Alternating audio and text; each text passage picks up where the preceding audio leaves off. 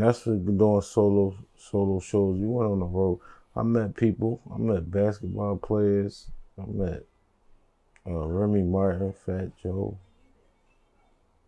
Lil Scrappy. We opened up for Lil Scrappy. Well, Lil Scrappy opened up for NESS. I ain't gonna front. It was a back to school joint in Philly. Well, we went on after Lil Scrappy. So Lil Scrappy opened up for NESS. He had that joint lit too. Like, it was a good experience. We got a lot of free clothes. Met a lot of good folks.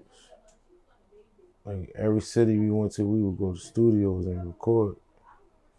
Hearing myself on the radio, like, because at the Powerhouse, the next day at the Powerhouse, they'd be like, on the radio on Power 99, they'd be like, if you wasn't at Powerhouse, this what you missed. And they was playing me rapping. Like, we could literally hear me on the radio rapping. So it was like, that was like crazy for me right there.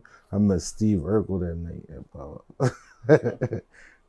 No cat, he was in there chilling with S Dot. Shout out to S Dot. He from Philly. He be doing like impressions and singing and all that stuff. Like, what was Urkel doing? Urkel was just chilling. I'm like, damn, what's up, Urkel, bro? I fucked you heavy. Like, I'm like, damn, Urkel and this joint chilling. Cause we was backstage, we just walked up on like this platform before we performed. And Miss Jade was running late, so they like, NESS, you up now. So we met Hov. I missed the joint. Everybody from the projects went with NESS to somewhere Me Diddy. downtown. NESS linked up with him because he was talking about, they had a little meeting at a bar about shooting a video of my hood in the projects. And some of my homies was with NESS and they met him, but I wasn't there. Okay. We met Jay-Z though. How was that? Quick. What happened? Nah, bro, we was backstage. Bro just walked in through the back door. With shook his hand, he walked off? That's it. So, I heard a story of time about Diddy actually heard your music. What happened with that? I heard he liked what he heard. Like, what was that story behind that? My man Villain was up there with NESS. And he was like, yo, Brinks, like, Puff feeling that shit. Like, he heard one of my solo songs off a mixtape. And Villain was like, damn, NESS ain't tell you? I'm like, nah. So when I asked NESS about it, like, Puff was feeling my shit, he like, yeah, man, he was feeling that joint, but like, he had you up there one day, like, you the shit, then the next day and forget about you. So, you know what I mean? I ain't even gonna put you on that tape wave. I'm like, all right, what up, cool. So in retrospect, how do you feel about that? Do you think he made a good call by not getting you tied up with him, or you think you kind of held you back? Shit, look at that now today, hell yeah. Like, you know what I'm saying? Ain't no telling what the fuck I would have went through messing with Puff. Like, I wouldn't have did no crazy stuff, but at the same time, I wouldn't even want to be put in them type of predicaments. So, you know, it was like, whatever, you know what I mean? Can't cry over spilled milk type time. Another question I got for you. So you had somebody from your projects that was signed to a major label tied to a future billionaire. How many people from your neighborhood was able to get record deals because of him? Like, can you talk about everybody that got on because of that? Because of who, NESS? Yeah. Signed with Puff? Nobody. He ain't even get on. He ain't drop a solo album on Bad Boy.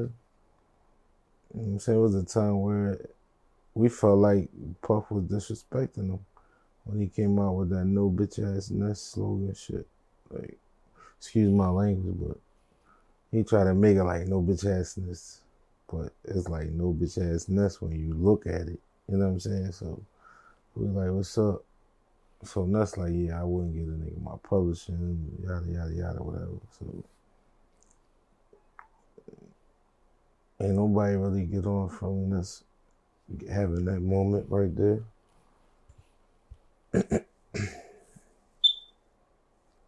Okay, so, but a part of this, I guess, around this, a part of this timeline, you had a wave on DVDs, and you actually had a viral freestyle that everybody probably recognize you from. They probably talk about it, probably spit a verse once they see you. Shout out to 2Raw. Yeah, can you talk about that process and how life was and things you were doing?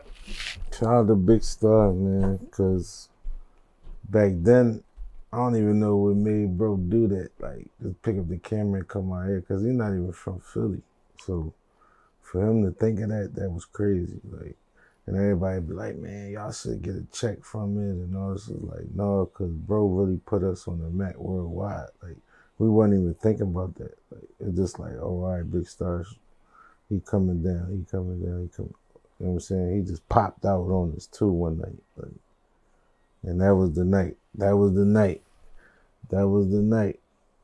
I got my claim to fame, rapping about the girls off the top, freestyling. Like, he came to check for NESS, but he kind of already met us. He met us at a joint, so it was the summertime. We was out there kicking it. He even got it on YouTube. It was like first time meeting YHM, whatever. Then after that, he just like snuck up on us one night, like, what y'all on? And that was the night.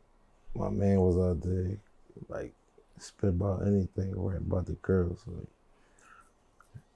or even now to this day, like, when he posted, people reposted, like, boy Talk from Dream Chase or whatever posted. He had James Harden. What's A Boogie man name? Don Q.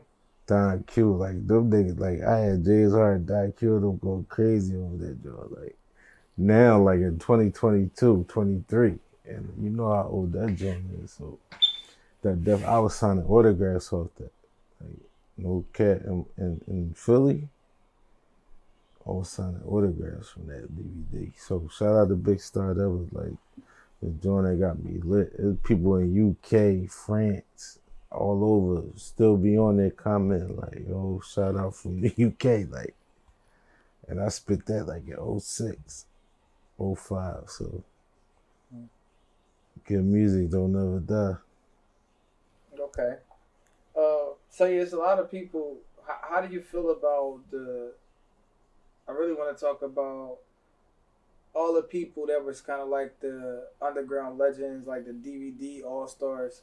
How do you feel about the turnaround, kind of? So, how do you feel about how things ended up as far as the future of those rappers, like the top rappers from the DVD era?